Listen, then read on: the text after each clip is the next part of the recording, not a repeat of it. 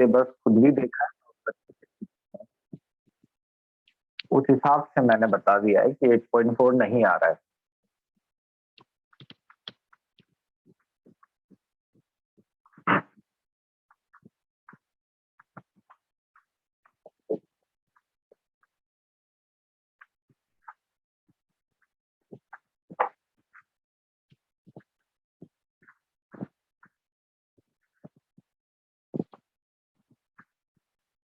हम्म,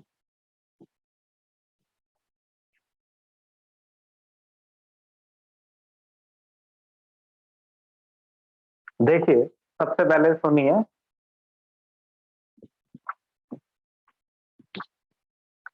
भाई हमें लेंथेनॉइड पढ़ना है, एस ब्लॉक एलिमेंट।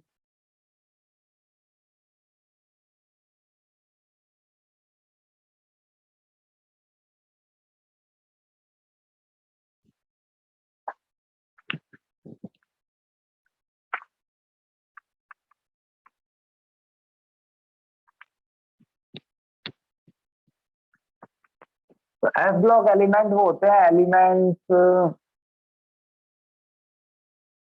इन विच लास्ट इलेक्ट्रॉन enters into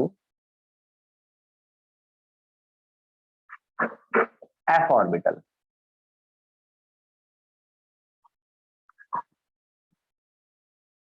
वैसे तो अच्छा है कि इसके सारे एनसीईआरटी के क्वेश्चन कर लिए जाएं, लेकिन मैं कुछ मेन मेन पीछे के करा के, बीच के हमने कर लिया है, पीछे के कुछ मेन मेन क्वेश्चन करा के मैं इसे खत्म कर दूंगा। फिर कोऑर्डिनेशन कंपाउंड हम 3-4 क्लासों में खत्म कर सकते हैं। अब सुनिए भाई, देखो पूरी टेबल बनाऊंगा, फिर तुमको बताऊंगा कि कहाँ पर पोजीशन है इन एलिमेंट्स की। तो ये तो 11th के बच्चों के साथ किया जाता है, उनको नहीं मालूम होता है। तुमको ऐसे दिखा देता हूं मैं, टेबल में ऐसे दिखा देता हूं कि ये एलिमेंट कहाँ होते हैं, तो हम फिर और बाकी चीजें समझ लेंगे। देखिए ये जो टेबल में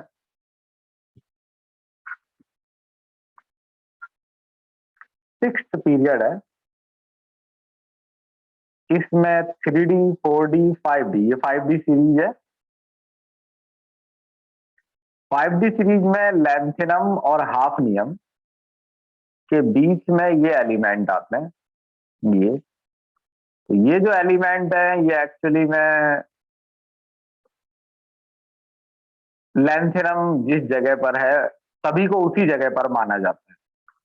सुनिए बात पे गौर कीजिए, ऐसा नहीं कि 4-5 मिनट होश में आने में लगे। ऐसा होता है ना बच्चों को आंख खुलने में 4-5 मिनट लगते हैं, ऐसा नहीं करना है। सुन लो, लैंथेनम और हाफनियम के बीच में ये एलिमेंट आते हैं। आप 10वीं से 10th क्लास से सुन रहे हैं, क्योंकि ये लैंथेनम और हाफनियम के बीच आते हैं, इनको लैंथेनॉइड कहते हैं। दूसरी बात सबसे जरूरी ये है कि ये इनके बीच में इनका एटॉमिक नंबर आता है। ये इनके बीच में रखे नहीं जाते हैं टेबल में, इन सबको एक ही जगह पर रखा जाता है यहां। यानी इन सब का पीरियड तो 6 है, ग्रुप भी सेम है 3, यानी lanthanum, cerium, praseodymium, neodymium, promethium, samarium, europium, gadolinium, terbium, dysprosium, इन सब का पीरियड 6 है और ग्रुप 3 है। ये एफ ब्लॉक है, ये डी था। डी में हमने 3D ही पढ़ा है, ये सब नहीं आता है हमारे में। 3D की ही प्रॉपर्टी पढ़ी, ये तो नहीं है कि डी ब्लॉक आपने 12th में पढ़ लिया है तो इसका एंड नहीं हो गया, ये आगे भी क्लासेज में आता है केमिस्ट्री ऑनर्स में। सबसे पहले मैं इसकी कॉन्फ़िगरेशन लिखना सिखाऊंगा। अब आप अगर पोजीशन ना भी समझ पाए हो इनकी तो आप समझ लेंगे टेबल में से देख कर। मैं इससे इंपॉर्टेंट काम कर देता हूं। देखो सीरियम से लेंथेनम भी लिख लो चाहे तो, वैसे लेंथेनम लेंथेनॉइड्स में नहीं आता है, लेंथेनम अलग है, लेंथेनॉइड अलग। मैं एक बार ये देख के बताऊं कि लेंथेनम के क्वेश्चंस कितने हैं।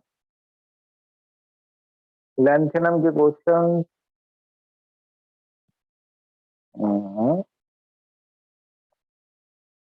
है, चलो तो फिर लेंथेनम लिखेंगे। अब सुनो भाई, लेंथेनम एटॉमिक नंबर 57 है,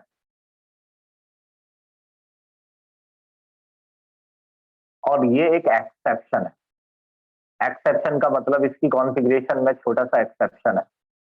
अगर आप मेरी बात मानेंगे तो आप इनकी कॉन्फ़िगरेशन लिख पाएंगे, और अगर आप ज्यादा कॉन्फ़िगरेशन में डीपली घुसने की कोशिश करेंगे तो आप परेशान ही होंगे, क्योंकि कॉन्फ़िगरेशन लर्न कर लेनी होती है। कुछ कॉन्फ़िगरेशंस का आपको सीधा सीधा रीजन नजर आ सकता है, कुछ का नहीं आएगा, उसमें ज्यादा घबराना नहीं है। उन्हीं रीजंस के पीछे नहीं पड़ना है जिनको मैं मना करूं। एक्चुअली में वो ना बुक में है, और ना ही उन बातों का कोई एक सिंगल रीजन है जो मैं आपको बता के सेटिस्फाई कर दूं, इसीलिए वो रीजनिंग छूटती है। भाई लेंथेनम की कॉन्फ़िगरेशन अगर आप लिखें तो आप कॉन्फ़िगरेशन के लिए वो चार्ट बना लीजिए, 1 मिनट।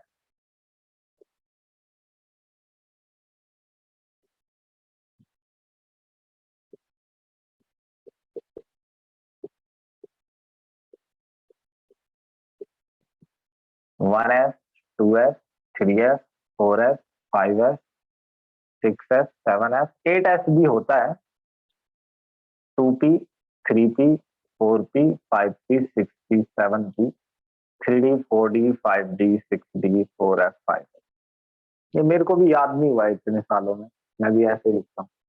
भाई लेंथेनम की कॉन्फ़िगरेशन अगर आप लिखते हैं तो 1s2, 2s2, 2p6, 3s2, 3p6। आप मुझको सुनिएगा ध्यान से, मैं हर बात बोल रहा हूँ। 4p6, 5s2, 4d10, 5p6, 6s2। देखो यहां तक आपने 56 इलेक्ट्रॉन भर दिए हैं, 56। ध्यान देना मेरी बात पर, यहां तक आपने 56 इलेक्ट्रॉन भर दिए हैं।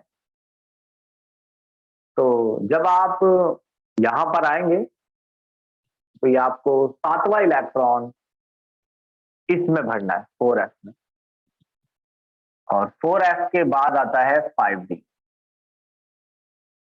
1 मिनट का मुझे टाइम दीजिए बस, कुछ चेक करके बताता हूं मैं आपको 5d के बारे में। हाँ ठीक है, ठीक है, सुनिए। तो अगला इलेक्ट्रॉन 4s में जाना चाहिए।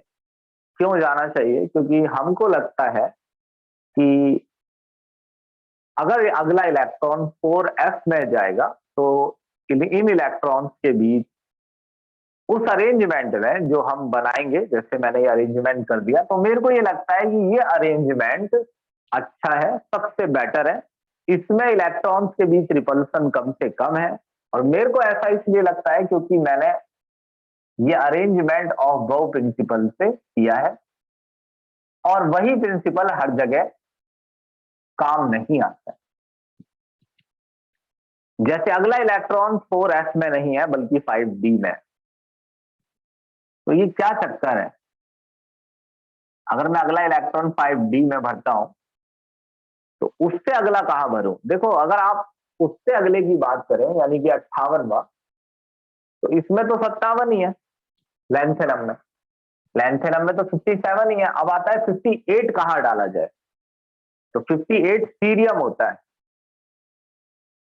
तो वो तो एटम ही बदल गया। अब वो जरूरी थोड़ी है कि सीरियम कोई एक्सेप्शन हो। अब अगर कोई एटम कोई एक्सेप्शन नहीं है तो फिर आप 4s में ही डालेंगे। यानी ये जो करना है ये लेंथेनम में करना है, आपको 4s की जगह इलेक्ट्रॉन 5d में डालना है।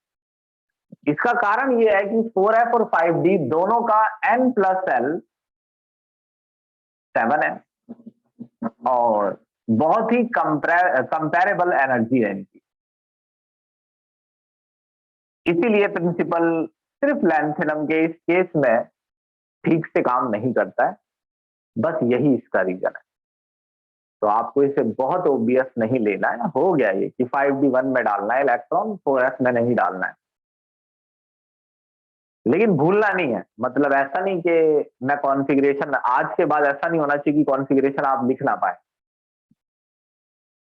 और अपने माइंड को जरा सेंटर में रखिए। मैं पढ़ा रहा हूं जैसे डी ब्लॉक और उसकी रीजनिंग बता रहा हूं, और बच्चे सोच रहे हैं कि हमारा प्री बोर्ड का एग्जाम है, ये सर जल्दी कराना है। मैं आपको दिखाऊं जल्दी कैसा होता है। जल्दी ऐसा होता है कि सिर्फ ये चैप्टर आपको खत्म होता नजर आएगा, इसमें कुछ भी समझ नहीं आएगा। फिर आप ही लोग इसमें कहेंगे कि इसमें ये डाउट है, इसमें वो डाउट है। इसलिए मुझे इस बात की कोई फिक्र नहीं है कि प्री बोर्ड कब आता है कब नहीं आता है।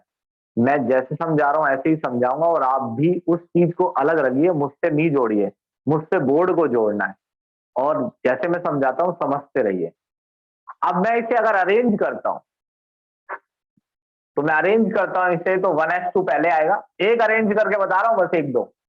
2p6, 3s2, 3p6, 3d10,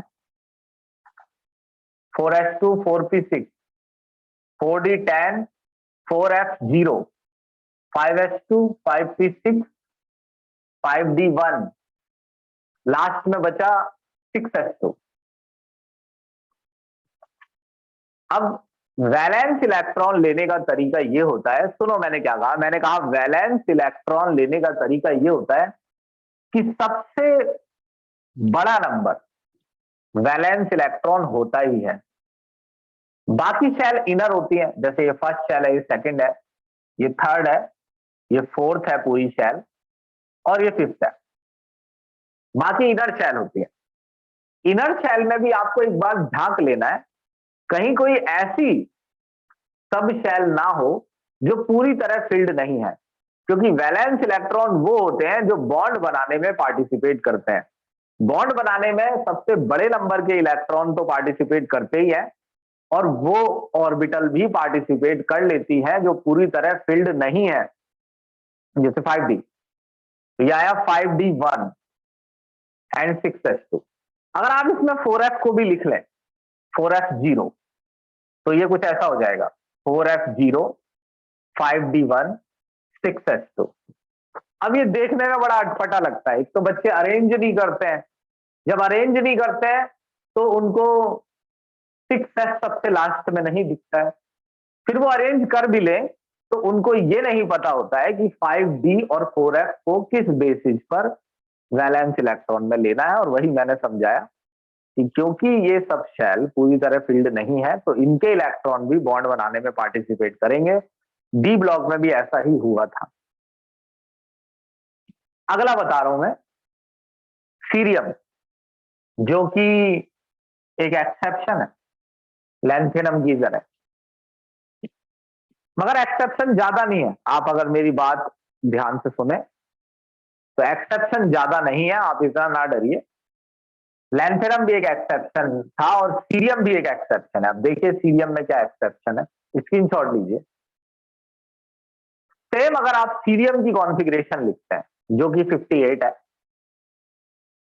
ये सीरियम और मैंने लिखा 58, देखते जाइएगा, ध्यान रखिएगा।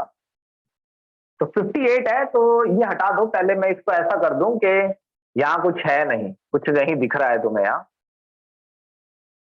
56 तक आपने फिल किए। अब 57वां इलेक्ट्रॉन 4s में आना चाहिए, तो 5d कहां से आ गया 4s में? तो वैसे तो कॉन्फ़िगरेशन, अगर ये एक्सेप्शन ना होता तो यही तो होती, 4s तो खत्म, ये कहां से आ गया, है ना। लेकिन क्योंकि ये एक्सेप्शन है, तो आपको यहां पर भी ये याद रखना है कि आपको पहले एक इलेक्ट्रॉन 4s से भी पहले 5d में डाल देना है। अब जो बचे वो 4s में डालना है एक। अब अगर इसमें आपको कोई ऐसा लगता है कि ये और कितनों के साथ करना है, देखो ऐसा नहीं है, मैं बार बार बोल रहा हूं, ये सिर्फ लैंथेनम और सीरियम की बात है। अगर और कोई एटम होता तो मैं 5d को देखता ही नहीं, मैं 4f लिखता अगर वो एक्सेप्शन नहीं है। लैंथेनम और सीरियम एक्सेप्शन है, और एक्सेप्शन ये है कि नॉर्मली सीरियम अगर कोई नॉर्मल एटम होता तो यहाँ 2 इलेक्ट्रॉन आ जाते। बस आपको ये याद रखना है कि जो 2 बचे हैं उनमें से एक सीरियम में है और एक 4s में और एक 5d में। और कोई सवाल उठता है तो मैं उसका आंसर कर देता हूं, वो ये है कि क्या हमें हमेशा ही ऐसा करना होता है? फिर मैं कह रहा हूं हमेशा कब करना होता है? सीरियम में करना है और लैंथेनम में करना है। लैंथेनम में भी आपने एक इलेक्ट्रॉन यहां डाल दिया था तो इसके लिए बचा ही नहीं था। सीरियम में भी आपने एक इलेक्ट्रॉन यहां डाल दिया था। अब ऐसा होता क्यों है? तो मैं सवाल करता हूं ऐसा क्यों नहीं हो सकता? अगर प्रिंसिपल में ऐसा लिखा है तो इसलिए नहीं हो सकता, तो हर चीज में एक्सेप्शन होते हैं। प्रिंसिपल हर जगह अलाउ नहीं होता है, पूरी तरह से काम नहीं करता है। ये कॉन्फ़िगरेशन ज्यादा स्टेबल है बजाय जो प्रिंसिपल बता रहा है 4f2 उसके, इसीलिए सीरियम इसे फॉलो करता है। अब आप इसे अगर अरेंज करते हैं तो आपका कुछ ऐसे आएगा 4f1 5d1 6s2 और सब कुछ सही है, यही आएगा अरेंज करने पर। तो बस आपका यहाँ 4f1 आ जाएगा। तो अगर इसको मैं मिटा दूं इस हिस्से को, तो मैं थोड़ा थोड़ा तुम्हें लिख के दिखाऊं यहाँ जिससे तुम्हें पता लगने लगे। स्क्रीनशॉट ले लो इसका।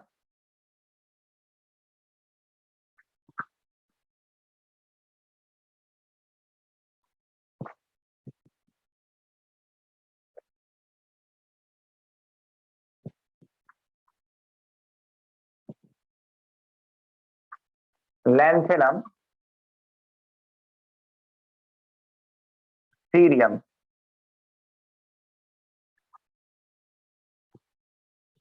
मैं तो तीसरा ही मेरे को याद नहीं आ रहा है, प्रसुडाइनियम, प्रसुडाइनियम, नियोडाइनियम, समेरियम, प्रोमीथियम, प्रोमीथियम, समेरियम कहाँ आएंगे नीचे? 1 2 3 4 5 6 7, यहाँ लिखता हूँ। पहले इतने लिख देता हूँ, प्रोमीथियम, समेरियम, चेक कर लो एक बार। Lanthanum, cerium, lanthanum, cerium, praseodymium, neodymium, promethium, samarium, europium. अब देखो जरा इनकी कॉन्फ़िगरेशन देखना, लास्ट शेल वाली। Lanthanum 4f0 5d1 6s2, cerium 4f1 5d1 6s2। अब प्रोमीथियम जो कि कोई एक्सेप्शन नहीं है, इन दोनों में ही तो बस ये याद रखना था कि एक इलेक्ट्रॉन को जबरदस्ती 5d में डाल देना था। अब प्रोमीथियम कोई एक्सेप्शन तो है नहीं। अगर प्रोमीथियम कोई एक्सेप्शन नहीं है तो देखते हैं इसमें क्या करना है। Pr59, promethium 59। अगर ये एक्सेप्शन नहीं है तो 56 यहां हो गए। अगला है 4f, 3 बचे, आ गया 4f3। अब आपने इसको अरेंज किया, बस आप 5d में 0 लिखते रहिए। क्यों लिखते रहे? कॉन्फ़िगरेशन एक जैसे दिखेगी ना, फिर इनमें 5d है तो आपके भी इनमें बीच में 5d आता रहेगा। फिर तो आप लिखते रहेंगे 5d0, 5d0 ऐसे। बस इसका ये कारण है 5d दिखता रहता है बीच में। अब 5d में 0 लिख दोगे तो यहां आएगा 0, यहां आएगा 3, अरेंज करोगे तो 4f3 5d0 एंड 6s2। तो ये हो गया 4f3 5d0 6s2। अब अगला भी कोई एक्सेप्शन नहीं है, 4f4 5d0 6s2। ये भी कोई एक्सेप्शन नहीं है, 4f5 5d0 6s2। ये भी कोई एक्सेप्शन नहीं है, 4f6 5d0 6s2। यूरोपियम भी नहीं है, 4f7 5d0 6s2। बताइए भरा जा रहा है ये?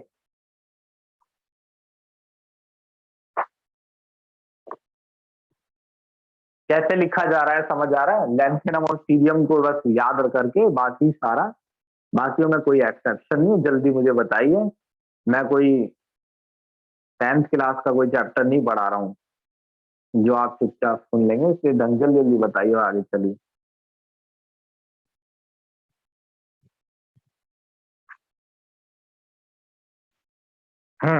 ठीक है। अब अगले आइटम्स लिखते हैं। अब एक और एक्सेप्शन है, गैडोलिनियम। अब सुनना, यूरोपियम के बाद आता है गैडोलिनियम। इस एक्सेप्शन का आप सॉलिड रीजन दे सकते हैं। आपने लिखा गैडोलिनियम, इसका एटॉमिक नंबर है 57, 58, 59, 60, 61, 62, 63, 64। गैडोलिनियम 64।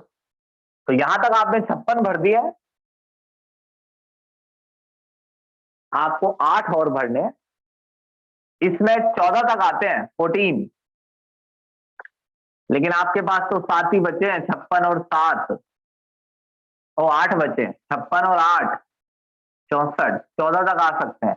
लेकिन यहां पर अगर कोई इलेक्ट्रॉन एक 5D में डाल दे तो वो ये बताया जा सकता है कि ऐसा इसलिए किया गया है ताकि 4f एग्जैक्टली हाफ फील्ड हो जाए।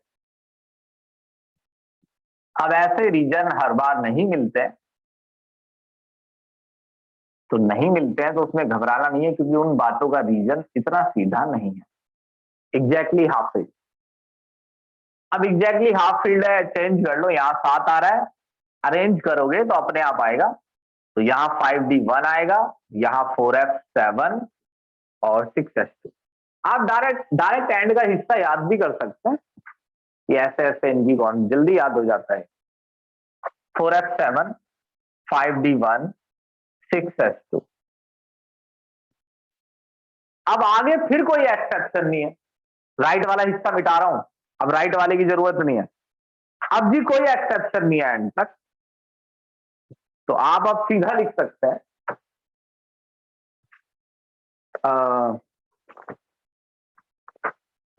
सर्बियम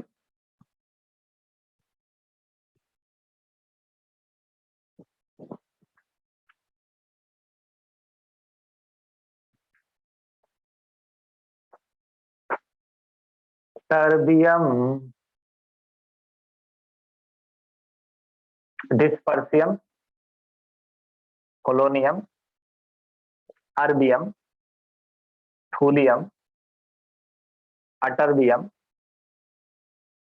वाइबियम लूटेटियम।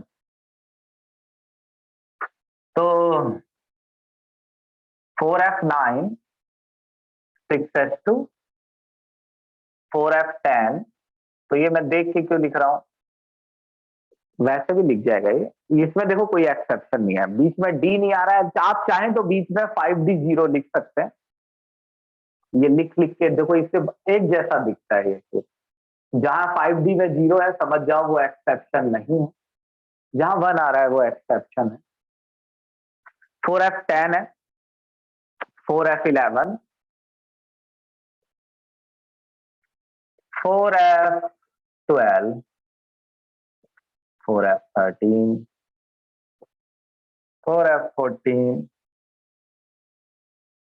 अब ये है 4f14, 5D 1, 6s2। क्या ये कोई एक्सेप्शन है? जी नहीं। 56 के बाद 15 इलेक्ट्रॉन बचे थे, 14 इसमें डाले, एक 5D में डाला हुआ है, ये भी कोई एक्सेप्शन नहीं है। तो ये ऐसे कॉन्फ़िगरेशन लिखनी है। सबसे पहले आप कॉन्फ़िगरेशन लिखेंगे तभी इस चैप्टर में आपको कुछ आएगा आगे के टॉपिक्स में, इतना कठिन नहीं है ये। अब पहली चीज बता रहा हूं, ये हो गई आपकी कॉन्फ़िगरेशन। अब इस कॉन्फ़िगरेशन का एक जनरल वैलेंस फॉर्मूला है, जनरल वैलेंस शेल कॉन्फ़िगरेशन। अब जनरल वैलेंस शेल कॉन्फ़िगरेशन वाला फॉर्मूला भी समझ लो, नहीं आता होगा कई बच्चों को समझ में। देखो इस नंबर को लिखो n, थोड़ा पीछे इसको लिखो n, ये है n-1, n से 1 कम, ये n से 2 कम है।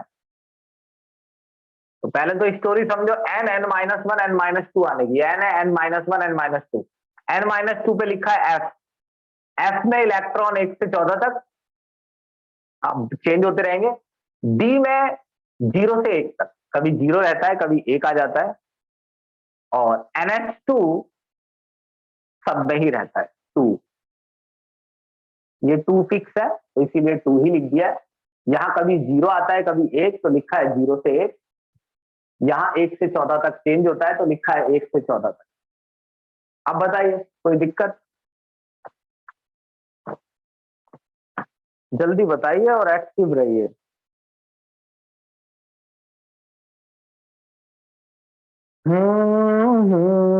ठीक है, तो इसका स्क्रीनशॉट लीजिए। इलेक्ट्रॉनिक कॉन्फ़िगरेशन हो गई है। एक टॉपिक समझना है आपको, एटॉमिक साइज, बहुत आसान है जी, समझ में आ जाएगा आपकी जल्दी।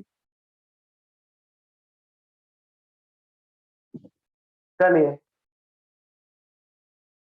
देखो, अगर मैं इसको ऐसे लिखता हूं नीचे की तरफ, अगर मैं इसको ऐसे लिखता हूं तो हम नीचे तो जा नहीं रहे हैं, समझो, ये लेफ्ट टू राइट है। अब मैं इसको पलटूंगा फिर ऐसे करूंगा तो बहुत टाइम बीत जाएगा। तो ये लेफ्ट टू राइट है जो नीचे की तरफ कर रहा हूं। आप ऐसे जा रहे हैं, लेफ्ट में है फिलहाल, अब आप राइट में जा रहे हैं ऐसे, ये राइट में जाते जा। तो अगर आप लेफ्ट टू राइट जाएंगे तो atomic size decrease regularly, atomic size अच्छे से घटेगा रेगुलरली। अब एटॉमिक साइज का टॉपिक 3D सीरीज में भी आया था। मैं गारंटी लेता हूं कि बैच में बैठे कम से कम 80% बच्चों को एटॉमिक साइज के टॉपिक में क्या हुआ था उस दिन ये याद नहीं होगा। कुछ ही बच्चे ऐसे होंगे खास खास जो ये बता पाएंगे, कुछ ने कोशिश की होगी याद करने की, उन्हें याद रहा नहीं, और कुछ ने की ही नहीं है, वो इकट्ठा कर रहे हैं टॉपिक, एक साथ करेंगे वो सब कुछ। तो ये एटॉमिक साइज जो है, लिखा तो है नहीं यहाँ पर साइज, नहीं तो मैं आपको लिख के बताता कि साइज में क्या चेंज आया है। लेकिन ये पक्का है कि साइज लगातार घट रहा है, साइज छोटा होता चले जा रहा है। साइज क्यों घट रहा है? अगर देखो साइज घट रहा है तो लैंथेनम से लुटेटियम, लैंथेनम से lutetium effective nuclear charge, effective nuclear charge बढ़ रहा है। तो इफेक्टिव न्यूक्लियर चार्ज जो होता है वो लास्ट शेल पर लगने वाला अट्रैक्शन होता है।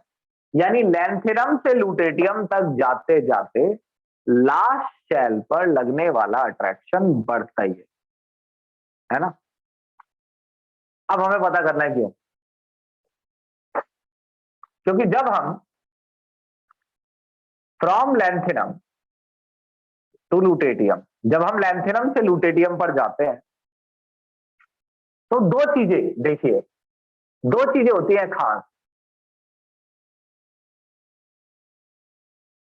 एक एक करके 4s जो कि अंदर की शेल में मौजूद है, ये वैलेंस इलेक्ट्रॉन है मगर ये इनर शेल में आता है, इनर शेल में आएगा लेकिन ये वैलेंस इलेक्ट्रॉन है। एक एक करके 4s इनर शेल में इलेक्ट्रॉन ऐड होता है। भाई ना समझ आए तो बता दीजिएगा, लेकिन मैं कोई नई चीज नहीं समझा रहा हूं, आप लिखा हुआ पैटर्न देखिए। एक एक करके 4s में इलेक्ट्रॉन ऐड होता है, अंदर ऐड होता है इलेक्ट्रॉन अंदर। अगर इलेक्ट्रॉन अंदर ऐड होता है तो स्क्रीनिंग इफेक्ट बढ़ना चाहिए, स्क्रीनिंग इफेक्ट। और स्क्रीनिंग इफेक्ट क्या करता है? लास्ट शेल पर लगने वाले अट्रैक्शन को घटाता है, मगर यहां अट्रैक्शन घट नहीं रहा है। देखो अंदर इलेक्ट्रॉन ऐड हो रहा है तो मैं आपको बताऊं, लैंथेनम से ज्यादा स्क्रीनिंग इफेक्ट इसमें, इससे ज्यादा स्क्रीनिंग इफेक्ट इसमें, इससे ज्यादा इसमें, इसमें से और इसमें से इसमें ज्यादा स्क्रीनिंग इफेक्ट है क्योंकि बीच में 4s इलेक्ट्रॉन आ रहे हैं न्यूक्लियर और लास्ट शेल के बीच में। और न्यूक्लियस और लास्ट शेल के बीच में जितने ज्यादा इलेक्ट्रॉन होंगे स्क्रीनिंग इफेक्ट उतना ज्यादा होगा। तो स्क्रीनिंग इफेक्ट बढ़ना चाहिए क्योंकि 4f वाले इलेक्ट्रॉन बढ़ रहे हैं। लेकिन अगर मैं स्क्रीनिंग इफेक्ट से देखूं तो अगर स्क्रीनिंग इफेक्ट ही सिर्फ बढ़ता है तो फिर तो लास्ट शेल पर अट्रैक्शन यहां सबसे कम होना चाहिए और यहां साइज सबसे बड़ा होना चाहिए, जो कि बिल्कुल अपोजिट हो रहा है। बल्कि यहां अट्रैक्शन सबसे ज्यादा है और साइज सबसे छोटा है क्योंकि इलेक्ट्रॉन 4s में ऐड हो रहा है और 4s का पुअर स्क्रीनिंग इफेक्ट है। तो इसका मतलब स्क्रीनिंग इफेक्ट ना के बराबर बढ़ रहा है, या कहिए बढ़ ही नहीं रहा है, क्योंकि 4s का बहुत पुअर स्क्रीनिंग इफेक्ट होता है। लेकिन एटॉमिक नंबर तो बढ़ रहा है, लेकिन एटॉमिक नंबर बढ़ने से नंबर ऑफ प्रोटॉन बढ़ रहे हैं, यानी न्यूक्लियस का साइज, यानी इसका न्यूक्लियस बड़ा है और इसका न्यूक्लियस छोटा है लैंथेनम का कंपैरिजन में। जबकि अंदर के स्क्रीनिंग इफेक्ट में खास अंतर नहीं आया है, क्योंकि इलेक्ट्रॉन 4s में जो जा रहे हैं वो स्क्रीनिंग इफेक्ट को नहीं बढ़ा पा रहे हैं। तो जिसका न्यूक्लियस बड़ा है उस पर वो अपने लास्ट शेल पर ज्यादा अट्रैक्शन लगा रहा है। लेकिन इसे, इन शब्दों को देखो, ऐसे आंसर करना होता है। लेकिन एटॉमिक नंबर बढ़ने से न्यूक्लियर चार्ज रेगुलरली बढ़ता है। अब न्यूक्लियर चार्ज बढ़ता है मतलब न्यूक्लियस का साइज, जिससे इफेक्टिव न्यूक्लियर चार्ज बढ़ता है। भैया मेरे को बता देना है, ठीक है ना, ये मेरे को ऐसे नहीं करना है कि जिससे इफेक्टिव न्यूक्लियर चार्ज बढ़ता है। ये वाली टीचिंग जो करवा रहे हो तुम मुझसे, ये नहीं करवानी है भैया। घर बैठे बैठे ये तो बताओ किसको समझ आता है किसको नहीं। अब इफेक्टिव न्यूक्लियर चार्ज बढ़ता है लगातार तो साइज घटेगा ही। इस टॉपिक को कहते हैं लैंथेनॉइड कॉन्ट्रैक्शन, यानी ये सभी लैंथेनॉइड्स हैं, ये सभी लैंथेनॉइड्स हैं। इन सभी एटम्स को लैंथेनॉइड्स कहते हैं। ये जो है हमारे, जैसे तुम्हारे होता है स्कूल के नाम पे लिख देते हैं, जैसे डेविडियन है, केवियन है, ऐसे ही ये लैंथेनॉइड्स है। ये लैंथेना ना, और ये लैंथेनॉइड्स। तो लैंथेनॉइड्स का साइज जो है राइट साइड जाने पर घटता ही है, तो लगातार घटता है। तो ऐसा कहा जाता है लैंथेनॉइड कॉन्ट्रैक्ट हो रहे हैं, यानी छोटे हो रहे हैं। 100% आने वाले क्वेश्चन में से व्हाट इज लैंथेनॉइड कॉन्ट्रैक्शन। अब आप इसमें कौन सी भाषा चाहते हैं, आपको हिंदी में लिख के दे दिया है मैंने। बताइए समझ आया कि नहीं आया। नहीं आया तो अपनी पर्टिकुलर चीज बताइएगा, ऐसा नहीं कीजिएगा कि एक बार और मैं तो मैं यहाँ से फिर दोबारा से समझा दूंगा सारा।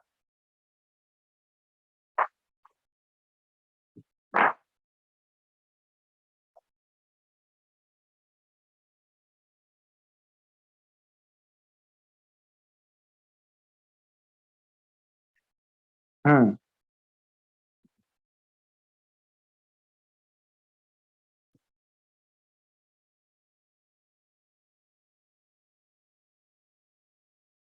चलो पढ़ता हूँ मैं मैसेज।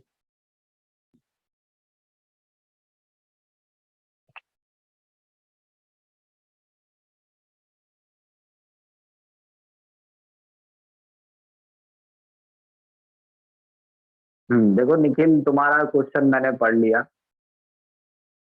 मुझे वैसे इस आंसर से, तुम्हारे इस सेंटेंस से कोई दिक्कत नहीं है, लेकिन इससे मेरे को एक डाउट हो रहा है।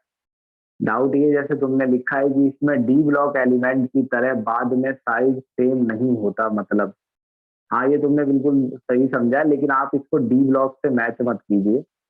मेरे कहने का मतलब है, जो यहाँ हो रहा है वो मैंने तुमको क्लियरली समझाया है कि यहाँ पर डी ब्लॉक की तरह बाद में स्क्रीनिंग इफेक्ट बढ़ता नहीं, उसमें बाद में स्क्रीनिंग इफेक्ट बढ़ने लगता है पेयरिंग की वजह से। इसमें पेयरिंग होती भी है तो भी स्क्रीनिंग इफेक्ट नहीं बढ़ता है, क्योंकि 4f का काफी पुअर स्क्रीनिंग इफेक्ट होता है, जिसका असर क्या होता है वो तो मैं समझा ही रहा हूँ। सर जैसे क्रोमियम के साथ होता है D5, पहले बाहर जाता है एस से, तो इसमें जैसे क्रोमियम में के साथ होता है D5 पहले बाहर जाता है, तो इसमें थूलियम में ऐसा नहीं होगा। 4f14 4s1 का है थूलियम। एक बार चेक कर लूँ मैं कॉन्फ़िगरेशन, देख लूँ एक बार, क्या पता होता हो इसमें थूलियम के साथ। नहीं होता, नहीं है जी, इसमें ऐसा नहीं है।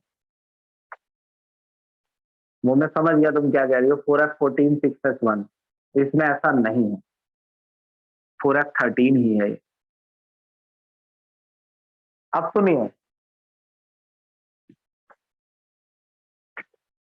अब आपको इसमें परेशान नहीं होना है कि ये 4f13 है। देखो मैं यहाँ क्या समझा रहा हूँ, वो खत्म हो गया, ये कॉन्फ़िगरेशन लिख गई। मैंने आपको एक दो रीजन बताए, कॉन्फ़िगरेशन का तो रीजन भी नहीं आएगा इसका।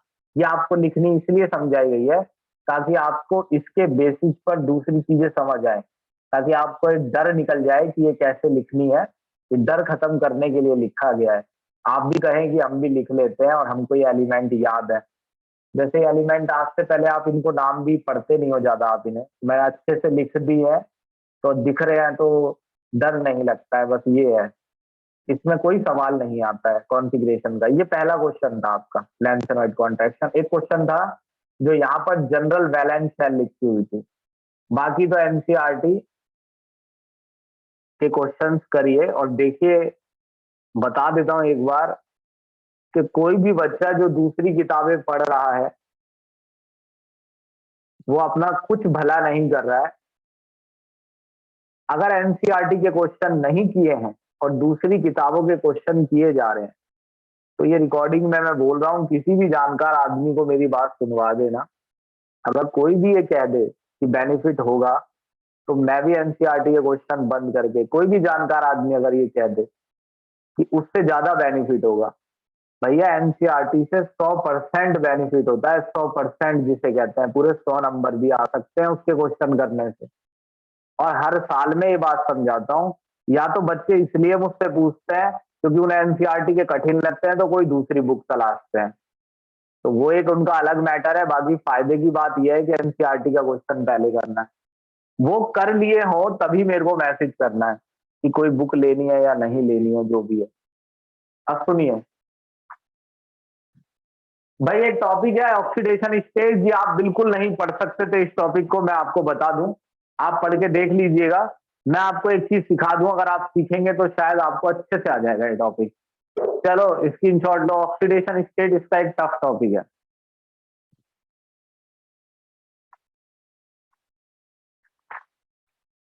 देखिए,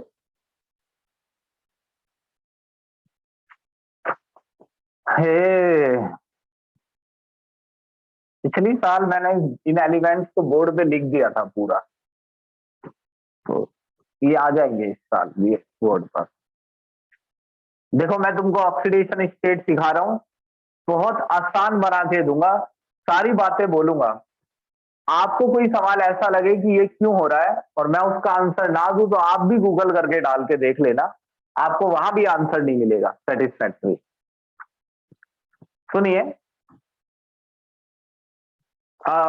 ये लैंथेनम है। सबसे पहले टॉपिक है ऑक्सीडेशन स्टेट, ये तो डाल ही दे। भाई क्या क्वेश्चन आते हैं इसके देखना, ध्यान देना। भाई जैसे लैंथेनम है, सीरियम छोटा छोटा लिख दे रहा हूं, प्रसुडाइमियम, नियोडाइमियम, प्रोमीथियम, समेरियम, यूरोपियम। ये याद हो जाते हैं जी एलिमेंट बहुत आसानी से।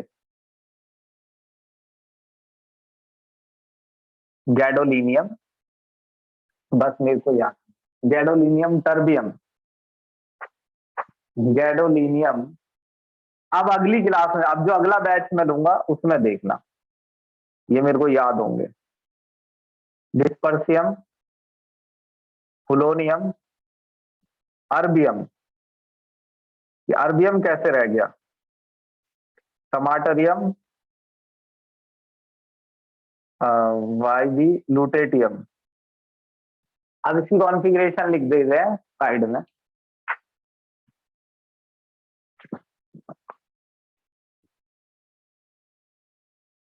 4f1, ओ 4f0, 5d1 6s2, 4f1 5d1 6s2, 4f3 6s2, 4f4 6s2, 4f5 6s2, 4f6 6s2, 4f7 6s2, 4f7 5d1 6s2, 4f8 509, 4f9 6s2, 4f10 6s2, 4f11 6s2, 4f12 6s2, 4f13 6s2, 4f14 6s 4f14 5d1 6s। अब देखो एक कमाल की बात। अच्छा अभी हमने ये पढ़ा, हमने ये टॉपिक ऑक्सीडेशन स्टेट का पहले भी पढ़ा था। एक बार मैं आपको बताता हूं उसमें इसमें क्या फर्क है। देखो हमने वो टॉपिक पढ़ा, हालांकि उसमें भी ऐसे क्वेश्चन आए थे कौन अच्छा रिड्यूसिंग एजेंट है, कौन अच्छा ऑक्सीडाइजिंग एजेंट है। अब मैं ऐसे क्या याद दिलाऊं, देखिए जब कोई एटम इलेक्ट्रॉन लॉस करता है तो उसको पहले अपना एटोमाइजेशन करना होता है, फिर आयोनाइजेशन करना होता है। अगर 2 इलेक्ट्रॉन लॉस करने हैं तो सेकंड आयोनाइजेशन भी करना होता है। और ये सब कुछ इलेक्ट्रॉन लॉस करने का जो पोटेंशियल नापा जाता है कि किसमें इलेक्ट्रॉन लॉस करने की कितनी क्षमता है, वो पानी में नापी जाती है कि कौन पानी के अंदर तेजी से रिएक्ट करता है। कोई एक चीज तो लेनी चाहिए ना कि देखो अगर हम किसी चीज को बेस ना बनाए, जैसे पानी नहीं, तो लोगों ने कहा हवा में कर लो कि भाई हवा में कौन इलेक्ट्रॉन तेजी से लॉस करेगा। तो एक एटम है वो कह रहा है कि क्या हवा में कर रहे हो, पानी में आ जाओ किसी दिन। तो यहां भी एक चीज देखो, हवा भी तो एक बेस हो गया ना। इसका मतलब कि अगर वो बेस चेंज होता है कि एटम एयर में नहीं है, वाटर में है, तो कोई दूसरा भी जीत सकता है। तो इसका मतलब हमें ये बताना पड़ेगा कि हम इलेक्ट्रॉन लॉस करने की स्ट्रेंथ कहाँ मेजर कर रहे हैं। सबसे ज्यादा रिएक्शन पानी में होती है, तो इन्होंने स्ट्रेंथ पानी में मेजर करके बताई। पानी में हाइड्रेशन भी होता है, मैंने आपको सिखाया। मैं एक लाइन लिख कर दे रहा हूं, मैं ये लाइन लिख कर दे रहा हूं, अगर इसको दिमाग में रखोगे तो ये कई डाउट खत्म करती है, बढ़ाती नहीं है। देखो कोई भी एटम, कोई भी एटम वो स्टेट अचीव करता है,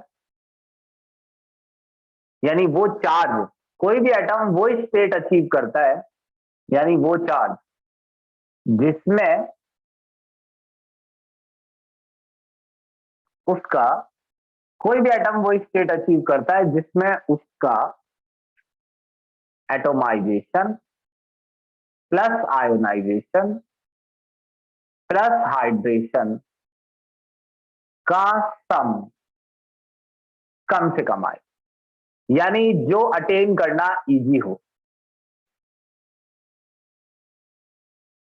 ज्यादातर अटेन करना इजी तब होता है जब कोई एटम D5 अटेन कर रहा हो, D10 अटेन कर रहा हो। तो D5, जैसे मैं एक इलेक्ट्रॉन लॉस करके D5 अगर बन रहा हूं तो मेरे लिए एक इलेक्ट्रॉन लॉस करना आसान होगा, मेरा स्वागत करेंगे सब। तो उस केस में आयोनाइजेशन कम रहता है, ये कम रहता है, रिक्वायर, ये रिक्वायर है और ये रिलीज है, भूल गए तुम, ये रिलीज है और ये रिक्वायर। तो जब मैं इलेक्ट्रॉन लॉस करता हूं शुरू में, और नहीं नहीं, अगर मैं इलेक्ट्रॉन लॉस करता हूं और मैं D5 बन रहा हूं, तो अगर मैं D5 बन रहा हूं तो मेरा आयोनाइजेशन कम रहेगा, यानी रिक्वायर कम रहेगा, तो सम भी कम रहेगा। या मैं D10 अटेन कर रहा हूं, इस वजह से D5 और D10 अटेन करना स्टेबल स्टेट में आता है। लेकिन मेन रीजन क्या होता है, वो ये कि D5 और D अटेन करने से ये होता है, सम जो है वो कम आता है। यहां पर आपको ऐसा कुछ नहीं मिलेगा D5 या D10 अटेन करने वाला सिस्टम। यहां पर मैं आपको बोलूंगा कि ये सभी +3 अटेन स्टेट अचीव करते हैं, +3, ये सभी +3 स्टेट अचीव करते हैं। और मैं इसका कारण बताऊंगा छोटा सा, पहले इसका स्क्रीनशॉट।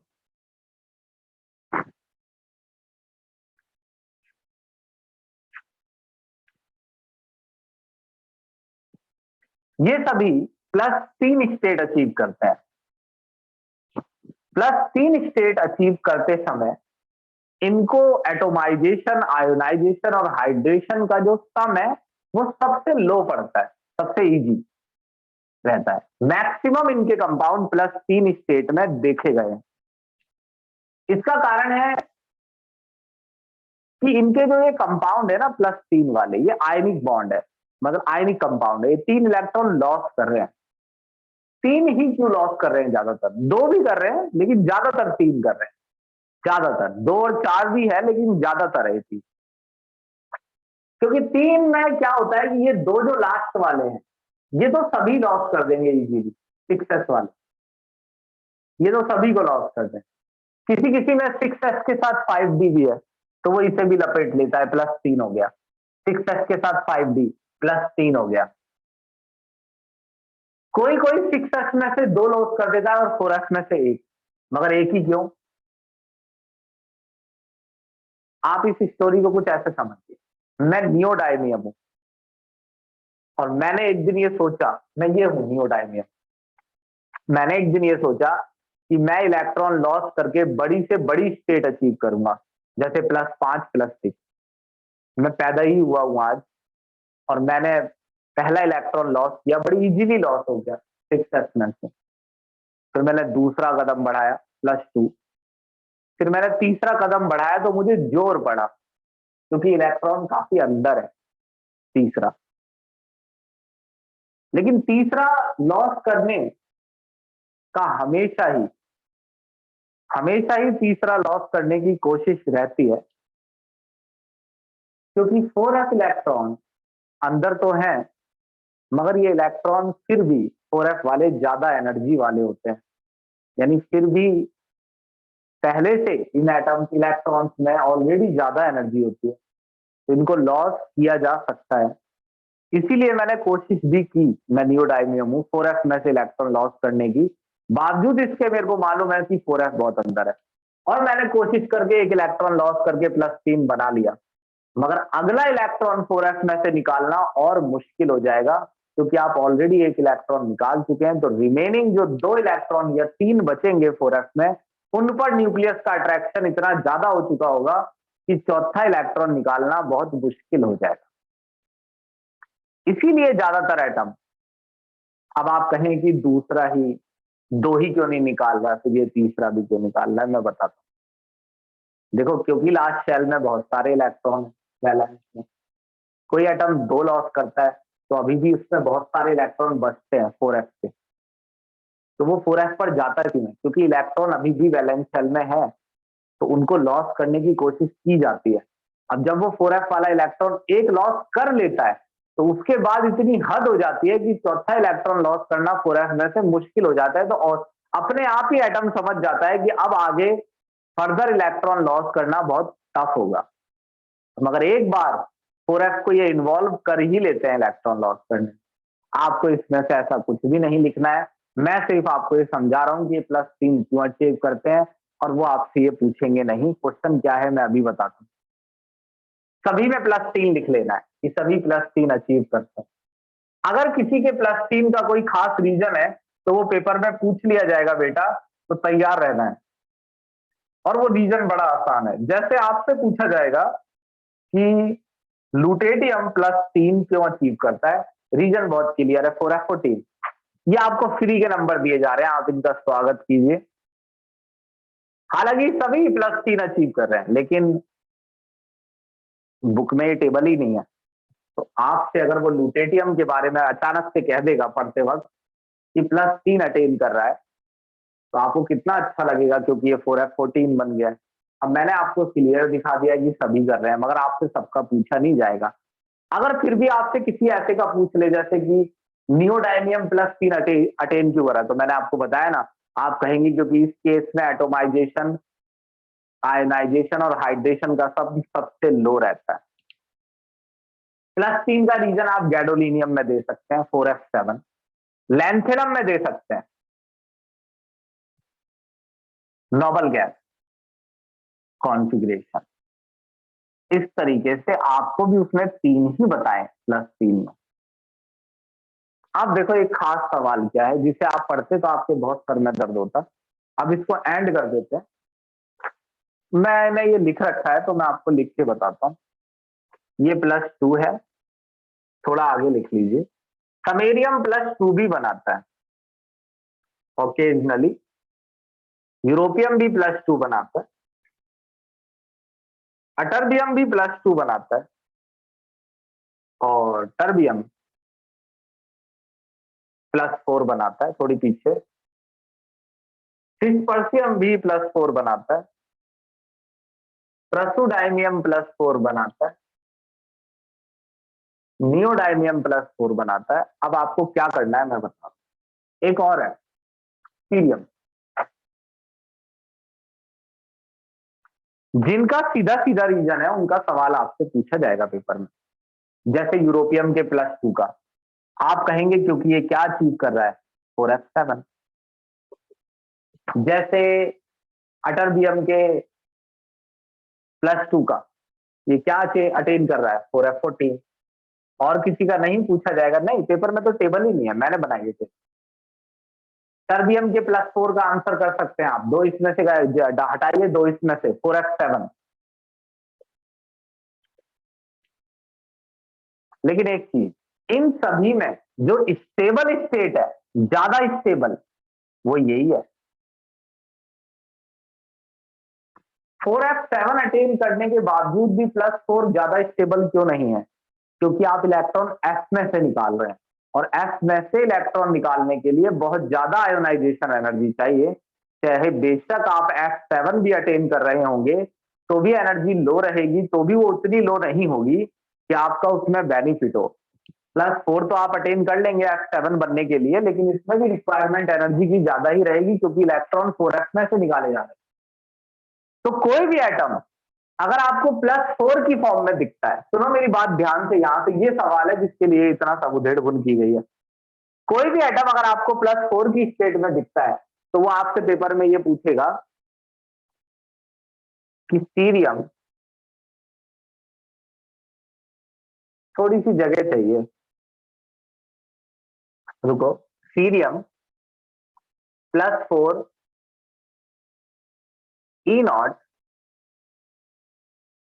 E0 सीरियम +4 से +3 हाई है।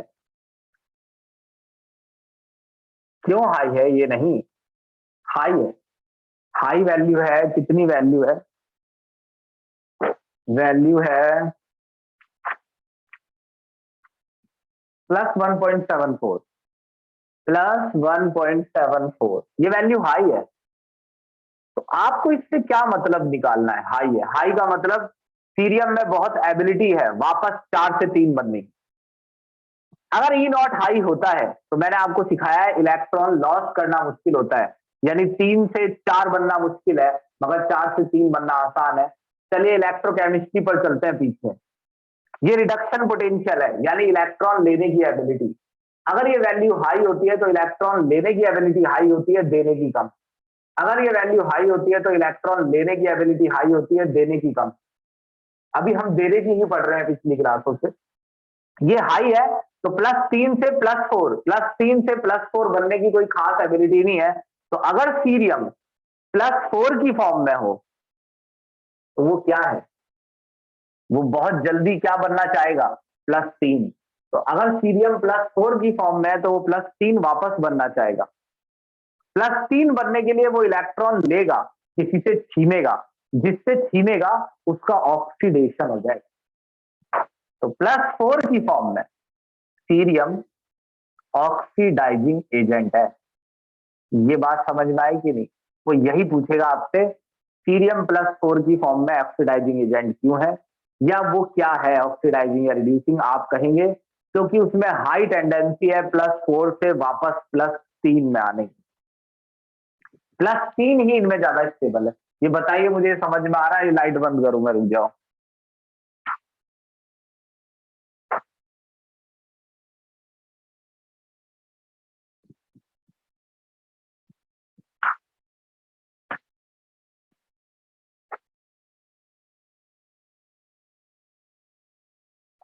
सेम प्रसुडाइमियम +4 की फॉर्म में तो +3 बनना चाहेगा, और जिस समय +3 की फॉर्म में ये होगा प्रसुडाइमियम, उस समय ये ऑक्सीडाइजिंग एजेंट है। और +4 की फॉर्म में इसका E0 हाई आएगा। इसका मतलब होगा कि +4 से +3 बनाने की टेंडेंसी ज्यादा है सभी के लिए। नियोडाइमियम अगर +4 है तो बहुत जल्दी किसमें बदलना चाहेगा, +3 में, क्योंकि +3 ही सबकी स्टेबल स्टेट है। तो अगर यूरोपियम +2 की फॉर्म में है तो वो तेजी से क्या बनना चाहेगा, +3। अगर वो +3 बनना चाहेगा तो वो इलेक्ट्रॉन लॉस करेगा, अपना ऑक्सीडेशन करेगा, तो दूसरों का रिडक्शन। तो +2 वाले रिड्यूसिंग एजेंट है सारे। अब मेरा ये आखिरी सवाल है, इस पर ये क्लास खत्म हो सकती है और ये चैप्टर एक क्लास में खत्म हो जाएगा अगली में। आप मुझे बस इतना बताइए कि ई नॉट, अगर आपके कुछ समझ में आया है तो यहां पे पता चल जाएगा।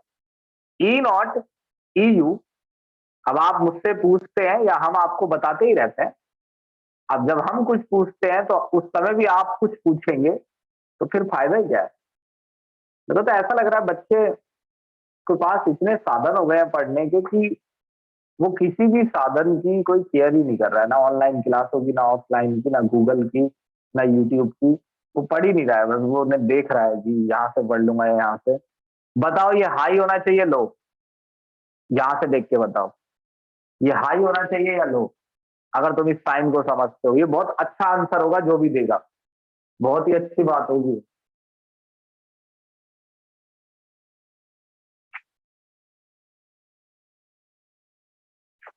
याद रखना सभी, एक ही हिंट दे रहा हूं, सभी 3+ की फॉर्म में स्टेबल है, सभी +3 की फॉर्म में स्टेबल है, सभी +3 की फॉर्म में ज्यादा स्टेबल है। अभी अभी मैं कई बार कह चुका हूं ये बात, फिर कह दे रहा हूं। भाई बताइए जल्दी।